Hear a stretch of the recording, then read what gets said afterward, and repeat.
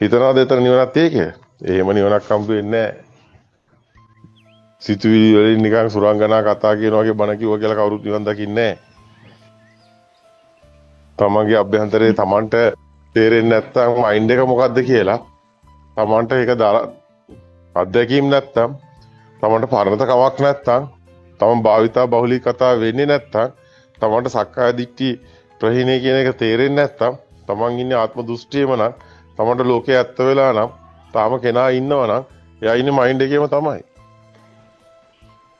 දැන් මේවා කරන්නේ පුජ්‍යලෙද කියලා ඔය එකයි. මේවා කෙනෙක් කරනවද? කෙනෙක් බණ කියනවා. කෙනෙක් ඉන්නවා. කෙනෙක් ඉන්නකන් එයාට මාන්නයක් එනවා, ලොකුකමක් එනවා, අහංකාරකමක් එනවා, උද්දච්චකමක් එනවා මයින්ඩ් එකෙන් එන්නේ. තේරෙනවද? ධම්මුද්දච්චරය. දැන් ධම්මුද්දච්චරය කියන තමයි ඔය තපවණ ඉන්ද්‍රසීලා හඳුරෝ දැඟලුවේ මීට අවුරුදු 3කට කලින්. අවුරුදු 2ක් වෙනවනේ. දෙකටත් වැඩි. 3කට කිට්ටුයි. දැන් කොච්චර අසරණ වෙනවද කියලා හිතන්න. බුදුම අසරණ වීමක් වෙනවා. ඒතර ආරණස මෙහෙම කියනකොට මේ කෙනෙක් කරනවා නෙමෙයි, කෙනෙක් බණ කියනවා නෙමෙයි, කෙනෙක් කතා කරනවා නෙමෙයි, කෙනෙක් ඇවිදිනවා නෙමෙයි.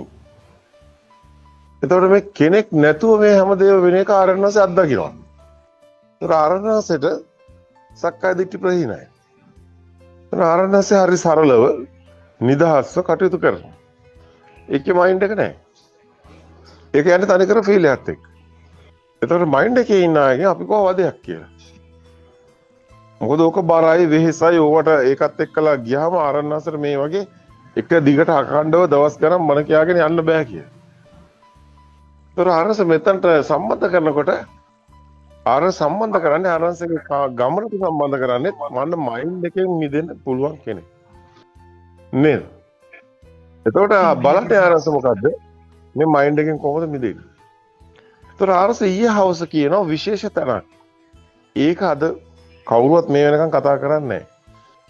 නමුත් ආරත හැමදාම මේ ජාන කියලා UK වල ඉන්න ඉන්ද්‍රාණිලා කෝකිලාලා මේ සේරම ඉන්න තැන සුම් සාකච්ඡාවකදී ආරස කියන එක පාටම එකක්. ඔබට මරණ බිය තියෙනව නේද කියලා. මැරෙන්න බය නේද කියලා. එතකොට මේ කට්ටියම කියනවා ඔව් මැරෙන්න බයයි. එන ඔබ ඉන්නේ මයින්ඩ් එකේ කියන ඔබ තාම සක්කාය දිට්ඨිය ප්‍රහීනලා නැහැ කියන. මේ ඊයේ පෙරේද කෝකිලාට ඔක කිව්වා. ඊට පස්සේ ගල් ගැහිලා වගේ එකපාරටම තුන්නේ. නේ බිරන් තට්ටු වෙනවා. මුස්ලිම් භූත භාවයට එනවා. ඇයි ඉන්නේ මයින්ඩ් එකේ. ඒතර ආරණසෝකට උත්තරයකුත් දෙනවා. උග්ගටි තන්නයි කියන්නේ මෙන්න මෙහෙමයි කියලා. ඊයේත් ඔක කියනවා.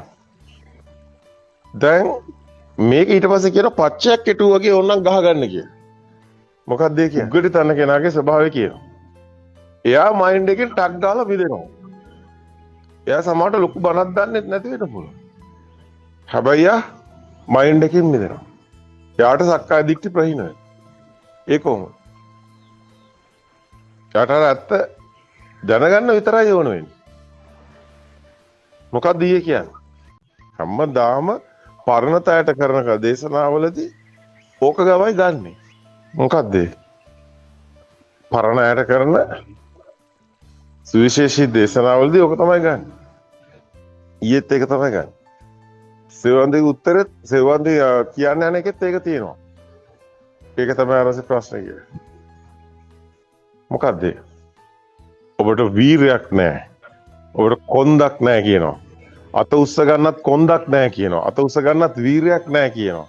ඔබට ඔබ ඉන්නේ මයින්ඩ් එකේද ඔබ ඉන්නේ සක්කාය දිට්ඨිය නැති වෙන්නේ කොහොමද? උලත් එකයි පිලත් එකයි හිටියත් එකයි නැතත් එකයි කියලා මහා වීරයක් තියෙනවා කියලා මෙතන මේ නේද? තේරුමක් නැහැ කියලා නේද? හරියටි කියලා මේ උද්දීපනයක් එන්න මේ ලෝකේ තේරුමක් නැහැ වැඩක් නැහැ කියලා දැනෙන කෙනෙක් තමයි අන්න මේ මෙතනින් මිදෙන්නේ කියලා. ආත්මයක් නැති බව දකින්නේ. යාට හිටියත් එකයි නැතත් එකයි කියන. ඒකට මහා වීරයක් ඕනේ කියනවා. ඒ මහා වීරය නැතුව සද්දා වීරය නේද? ධම්මවිජේ සති ධම්මවිජේ විරිය. හැමතැනම විරිය පේනනවා නේ. විරිය පාරමිතා. ඒතර වීරය නැති කෙනාට ඒ කියන්නේ මෙතන කෙනෙක් නැති බව. තාමත් මේ බොළඳ මයින්ඩ් එකේ හිර වෙලා ලෝකේ ඇත්ත වෙලා සැප විඳින්න දඟලනවා නම් තාමත් මේ බොළඳ මයින්ඩ් එකේ හිර වෙලා නේද? මොකක් හරි දෙයක් පිනවන්න දඟලන නම් එයාට බෑ මේකෙන් මිදෙන්න කියලා. ඔබට තියෙන ප්‍රශ්නේ ඔකයි කියලා. ඔබ තාම බොළඳ මයින්ඩ් එකේ ඉන්නේ ඔකයි. ඔබට තාම මමයා නැති කරගන්න නේද? මෙතන කෙනෙක් නැති බව දකින්න වීරියක් නැහැ කියලා. ඇත්තටම ඔබට හරයක් නැත්තම් මේ කිසිම දෙයක වටිනාකමක් නැත්තම් වැඩක් නැත්තම් ඔබ නිකන් හිටියත් එකයි නැතත් එකයි කියලා ඔබ එතනට එනවනම් ඔබ මයින්ඩ් එකකින් මිදෙනවා. මයින්ඩ් එකට බලයක් එන්නේ නැහැ. සිතුවිලි මයින්ඩ් එක කියන්නේ සිතුවිලි වලට බලයක් එන්නේ නැහැ. සිතුවිලි ලෝකේ ඇත්ත වෙලා බොළඳ සිතුවිලි වල ඔබ මත් වෙලා නේද? දුක් විඳින්නේ නැහැ කියනවා. පේනවා? එහෙමයි ආර්යයන් වහන්සේ. ඇත්තටම ආර්යයන් වහන්සේ එතනදී ඔහේ ඕන එකක් මෙතන කෙනෙක් නැති බව නන්දා බයිලා නවත්තලා මෙතන කෙනෙක් නැති බව දකින්න හයියක් තියෙනවා. ඔව්. එච්චරයි. ඕකාරිජුයි. ඇති කේල් මලක් නැහැ. මොන පිස්සුවක්ද මේ? නේද? අර ජීවිත අවබෝධය තියෙන කෙනාට මේ නිවන ළඟයි. පටාචාරට ඔක්කොම නැති වෙනව නිවන ළඟයි. මොන බම්බුවක්ද මේ මහත්යක් නැති වෙලා දරුවොත් නැති වෙලා ජෝදරුත් නැති වෙලා ඉන්න තරුත් නැති වෙලා මොන පිස්සුවක්ද මේක කියලා නේද?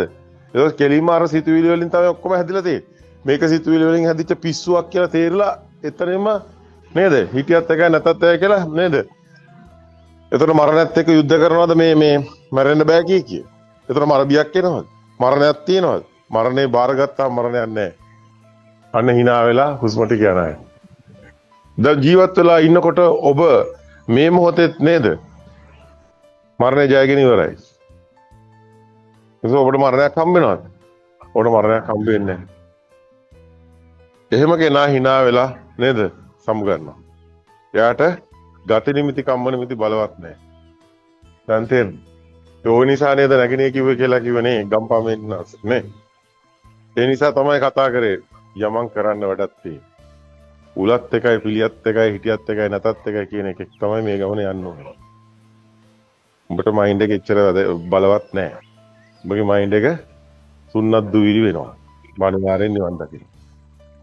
යමන් අපි මිනිස්සුන්ට මේක දෙන්න ඕනේ. ආයේ මොනවා එක එක කියුවත් වැඩක් නැහැ. ඇයි? අපි මයින්ඩ් එකේ නැති නිසා. එහෙම එකෙක් නිවන් දකින්න. තේරෙනවද? එහෙමයි මේක හොයන්නේ. නේ? එහෙම නේද මේක හොයන්නේ? අපිට නිකන් අපිට කැටයන් වැඩක් නැහැ. අපිට බැලුම් බෝල වැඩක් නැහැ නේ. ඔය කුඹන වචන වැඩක් නැහැ නේ. මේ වචන නෙමෙයි. ඒවා දැනෙන්නේ. අන්න දවස් 21ම මයින්ඩ් එකේ ඉන්නවනම් වාහනේ දොට්ට දානවා කියලා පූජාටත් කියනවා. පූජා මෙන්නාසටත් කියනවා. පූජා මයින්ඩ් එක වැඩි. ඔය මයින්ඩ් එකෙන් මම දොර ඇරලා එළියට දානවා. කියලා වාහනෙත් යන්න බෑ කියනවා. පූජා අර සමාය මට තේරෙනවා කියලා ආයෙ ඔන්න එයා එනවා. තේරෙනවද? ආර්ය භූමිය අතර හරි සුන්දරයි. හැබැයි අරියානන් දස්සාවි අරිය ධම්මේසු කෝවිදෝ අරිය ධම්මෝ විනයෝ කියන තැන ඉන්න ඕනේ. ආර්ය විනයට එන්න බෑ මයින්ඩ් එක බලවත් නා. නේ සිතුවිලි වල නේ දුක් විඳිනාට ආර්ය භූමියට හම්බ වෙනවා. එන සිතුවිලි අවබෝධ කරගෙන සිතුවිලි සත්‍ය දැකලා නේද සිතුවිලි වලින් මිදෙන්න ඕන. අන චේතෝ විමුක්තිය තියෙන තැන නේද?